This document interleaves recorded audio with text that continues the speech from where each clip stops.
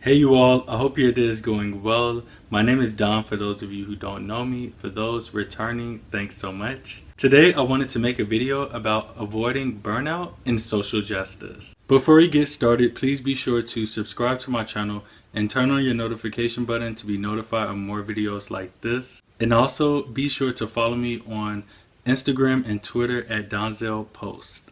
I've been committed to social justice for about 5 years after being racially profiled in 2013. Prior to my own experience, I didn't think racial profiling was real. Racism is real, as well as racial prejudice and racial discrimination. Doing this work, I became tired and burnt out, which is why I had to learn how to take care of myself. Since I began making videos, I've received multiple comments, most of them good, but I have received some problematic statements. I will embed a picture so you can see one of the comments on my video. Here are some tips that I found useful in avoiding burnout with social justice. The first one is to create a resource guide. You will find yourself saying the same thing over and over again, having the same fights, having the same battles over and again. So have some articles or some video clips ready to send to people so you don't have to always do the talking. You can just send them the source that eloquently describes what you know to be true. At first, I thought I had to respond to every single comment or post or response, but I learned that only steals my time, and I've learned that my time is one of my most greatest and most prized possessions. So I've stopped responding to every single person. I've become smarter about what I choose to give my time to. So set boundaries. For example, if it's during my lunch hour, or if it's after 6 p.m., or if it's during a social event, I will not respond or entertain it. If I recognize that the person only wants to argue and they really don't want to learn, then I will not spend my time speaking with them. Also, I've learned not to respond to people on my personal social media accounts because that's my personal space and my safe space, and I'm not going to let someone rob me of that space. So if someone leaves a remark and it intended harm, I will just simply block them and report the comment. And as you set your boundaries, be sure to fight on your own terms. I prefer to have one-on-one conversations, whether that's over social media or face-to-face or over the phone, where I'm facilitating the conversation. With social media, I control which comments stay and which go. I control when the conversation ends with that person. And if the person is combative, I will only rebuttal twice before ending the conversation. And that's mainly because I'm not interested in debating and arguing with a person about something that I know to be true, to be objective.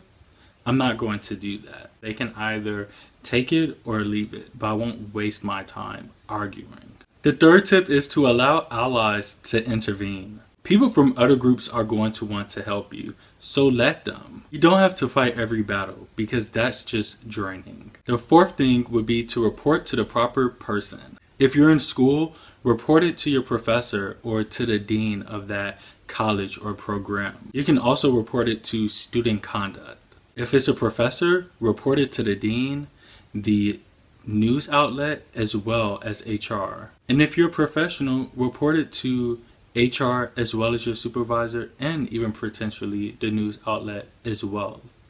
I have had to report people to HR before, and I did try to have a conversation with them prior to me going to HR, but really that's a subjective approach. You can either go straight to an authority figure and report it, or you can have a dialogue with that person. My fifth tip is to retreat to safe spaces. There's strength in numbers, and you're replenished when you are among your people. Make time to go and show up as you are. Give yourself the chance to vent and to release all of that built up tension. And give yourself a chance to process what happened with trusted members of your community. So the sixth tip I have is to pick your battle. I hear problematic statements all the time.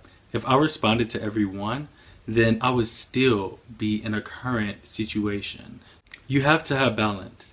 Even if you do respond to every problematic situation you witness or hear, you can always give yourself time to process it and revisit the situation at a later time. You don't have to respond right then and there. You can gather yourself, gather your words, and then follow up with that person via email or text or phone call or even in person, or after telling an ally about the situation, that ally can go on your behalf.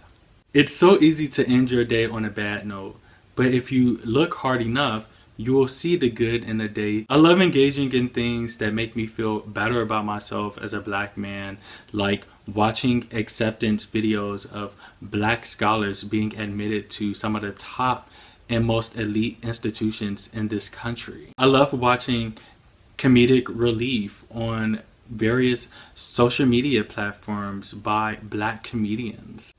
Of course, I love listening to inspirational music. And with me being spiritual, I love praying and casting my needs unto the Lord. Many people may choose to meditate. The fight for social justice is not easy.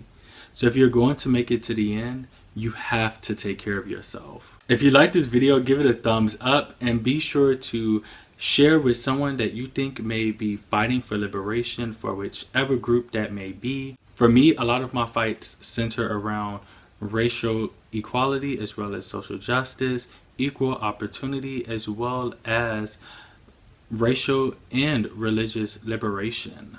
And comment below one thing that you are fighting for and what's one thing you do to take care of yourself. Thank you so much for watching, and until I see you next time, be you, be great.